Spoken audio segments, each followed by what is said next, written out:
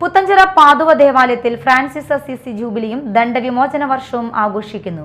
2026 ജനുവരി 10 മുതൽ 2027 ജനുവരി 10 വരെയാണ് ജൂബിലി വർഷവും പൂർണ്ണ ദണ്ഡവിമോചന വർഷവുമായി പ്രഖ്യാപിച്ചിരിക്കുന്നത്.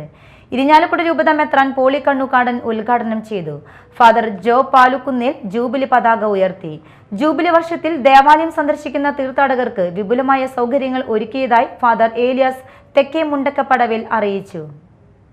സ്വർഗപ്രാപ്തിയുടെ 800-ാം വാർഷികം ആഘോഷിക്കുന്ന ഈ അവസരത്തിൽ ലിയോ മാർപ്പാപ്പ ഫ്രാൻസിസ്കൻ വർഷമായിട്ട് പ്രഖ്യാപിക്കപ്പെട്ടിരിക്കുന്ന ഈ വർഷം നമുക്കേറെ സന്തോഷമുണ്ട്.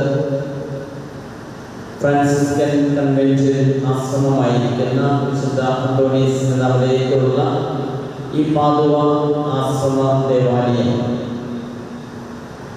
ഒരു വർഷത്തെ ഫ്രാൻസിസ്കൻ വർഷം തീരുന്നവരെ